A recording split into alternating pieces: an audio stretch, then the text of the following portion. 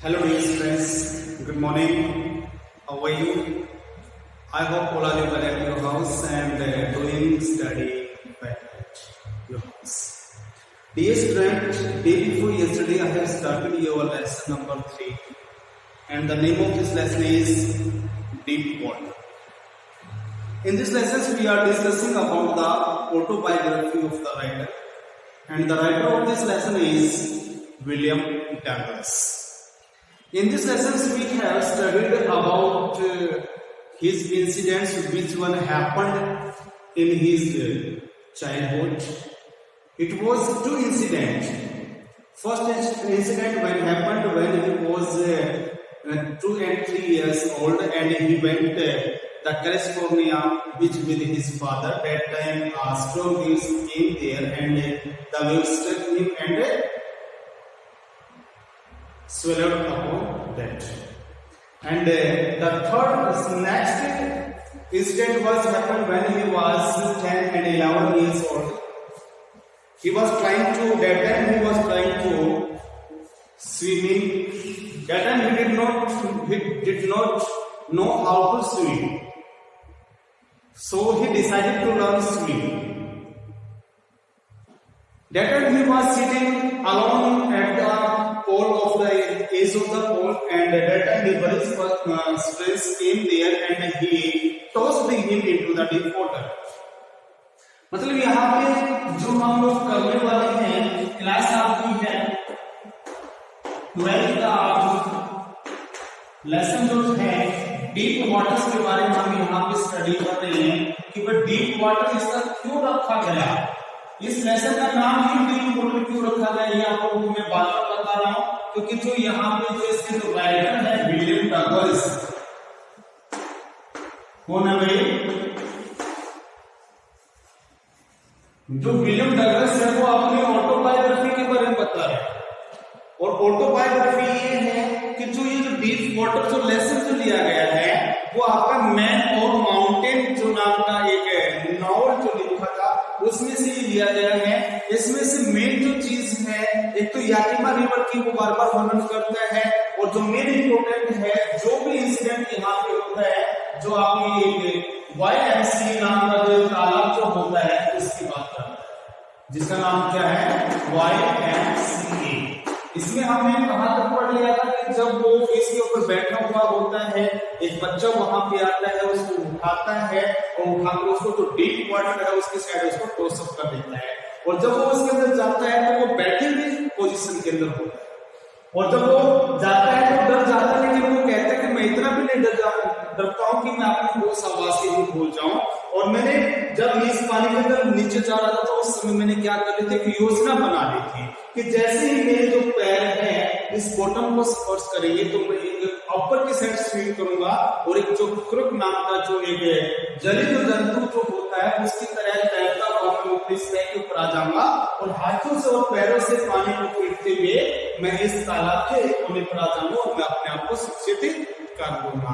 तो इस तरह से वो कई बार सोचता है, लेकिन कहता है कि मुझे है ना जो 9 फुट की जो गहराई है ये 90 फुट की गहराई से ज्यादा लग रही है, क्योंकि उस समय उसका जो दम था उसका जो सांस था वो घुट जाता है, वो सफोकेटिंग करने लग जाता है। तो इसमें आगे जो लेसन जो हमारे पास होने वाला है जो हमने कल छोड़ा था उसी से हम स्टार्ट करते हैं। देखिए इसमें क्या लिखा है, ice stuck at the water pressure went down. अब ये हर किसी इंसान की नेचुरल स्वभाव होता है, जब वो पानी में डूब रहा होता है तो वो हाथ पैर को ऐसे ऐसे मार रहा होता है। तो वो कह रहा है कि जैसे मैं पानी के नीचे जा रहा था तो मैंने पानी को अपने हाथ और पैरों से पीटना शुरू किया, expending my strength as one in a nightmare. अब आप सभी जानते हो नाइटमेयर क्या होता है बेटा? नाइटमेयर वो रात्रि के अंदर बुरे स्वप्न जो होते हैं जो किसी एक अनजान ताकत के सामने हम अपने हाथ पैरों से ऐसे गुस्से से चला रहे हैं। कई बार नहीं होता है जब हम दब जाते हैं या फिर नाइट के अंदर एक भूतों का जो स्वप्न जब हमारे पास आ जाता है तो हम अपने हाथ पर ऐसे चलाने लग जाते हैं। तो इसमें क्या कह रहा है कि nightmare fight as the irresistible force, जो एक अकाल्पनिक जो ताकत है उसके साथ हम लड़ने लगते हैं, उसी तरह से मैंने अपने हाथ पैर को भी पानी को पीटना शुरू किया। I had lost all my breath, lost breath का होता है कि जो मेरा जो सांस था वो बिल्कुल खत्म हो गया था, मेरा सांस रुक गया था, बिल्कुल मैं मतलब जो सांस घुट गया था उस समय। माई लंग्स एच, मेरे जो लंग्स थे वो दर्द करने लग गए थे, फटने को तैयार थे। माई हेड थ्रोट, थ्रोट का क्या होता है कि जब सर में दर्द होता है तो वो मतलब फटने को तैयार है, कि जो सर दर्द होना स्टार्ट हो गया था। I was getting dizzy, D-I-Z-Z-Y, dizzy का अर्थ क्या होता है बेटा? dizzy का होता है चक्कराना, चक्कर आना। जब हमें चक्कर आते हैं, जी निकलाता है, उस समय हम बोल सकते हैं I feel dizzy। क्या बोल सकते हैं बेटा? I feel dizzy, sir, excuse me, what happened beta? Sir, actually right now I'm feeling awkward. Why? Because I feel dizzy।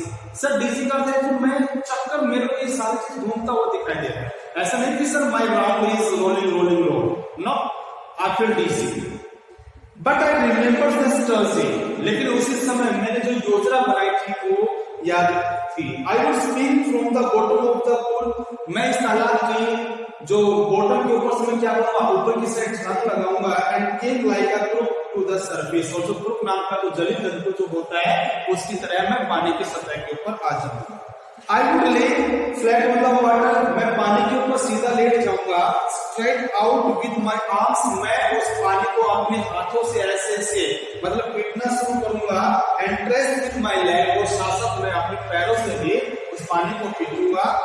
Then I would get to the edge of the pool and be safe। और उसके बाद मैं क्या करूंगा भाई, उस तालाब के कहां पे आ जाऊंगा, सोने के ऊपर आ जाऊंगा और मैं अपने आप को सुरक्षित कर लूंगा। I went down endlessly, और अंत में मैं नीचे ही नीचे जा रहा था। I opened my eyes, मैंने अपनी आंखें खोले, nothing, वहां पे मुझे कुछ नहीं दिखाई दिया। बट वाटर भी गई येलो कलर, जो पीला जो पानी था उसकी झलक के अलावा मुझे वहां पे कुछ नहीं दिखाई दिया। डार्क वाटर, एक गहरा पानी, that one could not see through, जिसके अंदर हम कुछ भी नहीं देख सकते हैं। एंड देन शेर, और एक बहुत ही बड़ा स्टार टेरराइज्ड मी, और एक बहुत बड़े आतंक ने मुझे घेर लिया। Terror that knows no understanding, एक ऐसा आतंक जिसको कोई समझ नहीं सकता है। Terror that knows no control, एक ऐसा आतंक जिसके ऊपर किसी तरह का कोई काबू नहीं है। Terror that no one can understood, एक ऐसा आतंक जिसको कोई समझ नहीं सकता है। Who has not experienced it, जिसने इसका अनुभव नहीं किया है वह उस इंसान मतलब उस आदमी को कोई भी नहीं समझ सकता है। I was sitting under water, मैं पानी के नीचे जा रहा था। I was paralyzed under water, और मैं पानी के नीचे क्या हो गया था, लकवाग्रस्त हो गया था, मतलब स्थिर हो गया था। फियर और डर की वजह से मैं अकड़ गया था। Even the sting in my throat was frozen, यहाँ तक कि जब मेरे जो गले की जो आवाज जो निकलने वाली थी, जो चीख जो होने वाली थी, वो क्या हो गई थी, जम गई थी। अर्थात मेरे गले से, मेरे मुख में से किसी तरह की कोई आवाज बाहर नहीं निकल रही थी। And the pounding in my head said that only my heart, केवल जो मेरा जो दिल था वो ही मुझे बता रहा था। And the pounding in my head, जो मेरे सर जो चकरा रहा था, said that I was still alive, वो केवल मुझे ये बता रहा था कि भाई मैं अभी तक जीवित हूँ। And then in the middle of the deer came a touch of a region, और उसी समय जो बीच में जो आतंक के बीच में मुझे एक टच का, एक स्पर्श का महसूस हुआ। I must remember to jump when I hit the bottom, कि मुझे अवश्य ही स्प्रिंग करनी है, जंप करनी है। जैसे ही मैं उसकी बॉटम को स्पर्श करूंगा तो मुझे इसको जंप करना है। At last I felt the ties under me, और अंत में मैंने क्या किया भाई, अपने पैरों के नीचे टाइस को महसूस किया। My toes reached out as if to grab them, और जो मेरी जो टोज थी, जो मेरी जो पैरों की जो उंगलियां थी, reached out, उनसे मुंह से दूर थी, एक to grab them, उसको पकड़ने के लिए। I jumped with everything I had, और मैंने क्या किया, जितनी ताकत मेरे पास थी, जितनी ताकत मेरे पास थी, मैंने उस ताकत को इकट्ठा किया और मैंने ऊपर की साइड छलांग लगाने की कोशिश की। But the jump made no difference, लेकिन क्या किया, जो स्प्रिंग मैंने जो किया था ऊपर की साइड, इसका कुछ भी मुझे महसूस नहीं हुआ कि भाई मैंने छलांग लगाई है या नहीं लगाई है। The water was still around me, आप भी मेरे चारों तरफ पानी था। आई लुक्ड फॉर रॉक, मैं किसके लिए देख रहा था भाई, रस्सी को ढूंढ रहा था, लैडर सीढ़ी को ढूंढ रहा था, वाटर विंग्स जो मैं आपके साथ वो वाटर विंग्स लेके गया था उसको ढूंढ रहा था। नथिंग बट वाटर, वहां पे पानी के सिवा और कुछ नहीं था, केवल पानी ही पानी था। A mass of yellow water held me, एक जो पीली जो पानी का जो ताकत थी उसने मुझे घेर लिया था। Stark terror took an even deeper hold on me, एक ऐसा आतंक जो मेरे दिल के बिल्कुल बैठ गया था, मेरे मन के अंदर बहुत ज्यादा बैठ गया था। Like a great charge of the electricity, जिस तरह से जो हमें जो क्या होता है बिजली का जो करंट जो बहुत तेज जो झटका लगता है, उसी तरह से वो आतंक जो मेरे दिल के अंदर बैठ गया था। I saw and travel with fright, मैं सदमे के अंदर मैं कपकपा और मुझे क्या हुआ भाई, डर महसूस करने लगा। My arms would not move, मेरी जो बाजू काम नहीं कर सकती थी। My legs would not move, मेरी टांगें नहीं काम कर रही थी। I tried to call for help, मैंने चिल्लाने की कोशिश की मेरी सहायता करने के लिए। टू कॉल फॉर मदर, मेरी माँ को। नथिंग हैपेंड, ऐसा कुछ नहीं हुआ। And the stationary that was light, एकदम अचानक वहां पे मुझे क्या दिखाई दी, रोशनी दिखाई दी। I was coming out of the awful yellow water, और मैं उस बहुत ही भद्दे जो पीला जो पानी था उससे मैं बाहर आ रहा था। एटलीस्ट माई आईज वर, कम से कम मेरी आंखें तो उस पानी से बाहर आई। My nose was almost out too, लगभग जो मेरा जो नाक था उस पानी से बाहर आ गया था। Then I started down a third time, अब दोबारा से तीसरी बार मैंने क्या किया, पानी के नीचे की साइड चलना स्टार्ट कर दिया था। तीसरी बार मैं पानी के अंदर डूबना शुरू हो गया। आज सर्च फॉर एयर, मैंने हवा के मतलब सर्च करना चाहा एंड गो टू वाटर, लेकिन मुझे क्या मिला, पानी मिला। The yellowish light was going out, और जो पीली जो रोशनी थी वो ओझल हो रही थी, मेरी आंखों से दूर जा रही थी। Then all efforts failed, और जितने भी जो प्रयास जो मैं कर रहा था वो सभी असफल हो गए थे। I relaxed, मैं शांत हो गया था। Even my legs felt limp, यहाँ तक कि जो मेरी टांगे थी वो स्थिर हो गई थी। And a blackness swept over my brain, और जो मेरे दिमाग के चारों तरफ एक काला अंधेरा छा गया था। It wiped out fear, इस काले आतंक ने मेरे दिमाग से जितना डर था वो सभी को बाहर निकाल दिया था। It wiped out terror, मतलब इसने सभी आतंक को खत्म कर दिया था। There was no more panic, वहां पे ज्यादा दुख नहीं था। It was quiet and peaceful, ये बड़ा ही शांत और बहुत ही पीसफुल था। Nothing to be afraid of, यहाँ पे डरने की कुछ भी नहीं थी। It was quiet to go to sleep, सो जाना अच्छा है। No need to jump, और मुझे यहाँ से जंप करने की कोई आवश्यकता नहीं है। Too tired to jump, क्योंकि मैं जंप करते करते बहुत ज्यादा थक गया हूँ। It's nice to be carried gently, अच्छा लगता है यहाँ से चले जाए। To float along in the space, और इस जो स्पेस है इस आसमान के अंदर आराम से क्या करें बेटा, फ्लोट तैरे। टेंडर आर्म्स अराउंड में, कोमल जो बाजू है वो मेरे चारों तरफ है। टेंडर आर्म्स लाइक मदर्स, कोमल बाजे जो अपनी माता की जो बाजू जो होती है उनकी तरह है। Now I must go to sleep, अब मुझे अवश्य ही सो जाना चाहिए।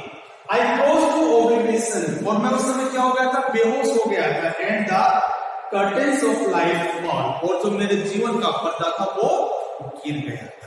ठीक है बेटा, आज इतना ही। और देख लीजिए थोड़ा सा और। The next I remember I was lying on the stomach beside the pool, और जो अगले क्षण मुझे क्या याद आया मुझे कि मैं उस तालाब के कोने के ऊपर पेट के बल लेटा हुआ हूँ। एंड वोमिटिंग, और मैं क्या कर रहा हूँ बेटा, उल्टी कर रहा हूँ। द चैप CHAP, जो लड़का that threw me in was saying, जिसने मुझे पानी में फेंका था वो कह रहा था, but I was only fooling, मैं तो केवल क्या कर रहा था भाई, मजा कर रहा था। Someone said, किसी व्यक्ति ने कहा, the kid's nearly dead, जो ये बच्चा है लगभग मर भी गया था। But all राइट नाउ, लेकिन अब सही है, let's carry him to the locker room. चलो इसको हम कहां पे लेके चलते हैं, जो लॉकर रूम जो होता है जहां पे हम कपड़े जो चेंज करते हैं वहां पे उसको लेके चलते हैं। Several hours later, कुछ घंटे के बाद, I walked home, मैं घर पे गया, I was weak and trembling, मैं बहुत ही कमजोर और कांप रहा था, I shook and cried when I lay on my bed, और मैं कांपने लग जाता और मैं चिल्लाने लग जाता जैसे ही मैं अपने बिस्तर के ऊपर लेटता, तो मैं एक डर की वजह से मैं कांप, मेरे अंदर एक कपकपी और चिल्लाना शुरू कर देता। I did not eat that night. मैंने उस रात्रि को कुछ भी नहीं खाया। 4 days of hunting fear was in my heart. कई दिनों तक वो जो लगातार मेरा पीछा करने वाला जो डर था वो मेरे दिल के अंदर रहा। The slight test expresses upset me. और क्या कह रहा है कि थोड़ी सी जब मैं क्या करता, मतलब वही यहाँ पे एक्सरसाइज करता, थोड़ा सा काम करता तो मुझे थका देता, मेकिंग मी वूबली इन नीज, और मेरे जो घुटनों में क्या होने जाते, कंपाउंड हो जाती है, and sick to my stomach, और मेरे पेट में दर्द होने लग जाता। I never went back to the pool, मैं उसके बाद कभी भी तालाब के ऊपर नहीं गया। आई फियर्ड वाटर, मैं पानी से डरता था। I avoided it whenever I could, जहां तक भी हो सकता है मैंने पानी को अपने से दूर रखा। ठीक है बेटा, आज इतना ही है, कल फिर मिलते हैं, तब तक के लिए bye, have a good day.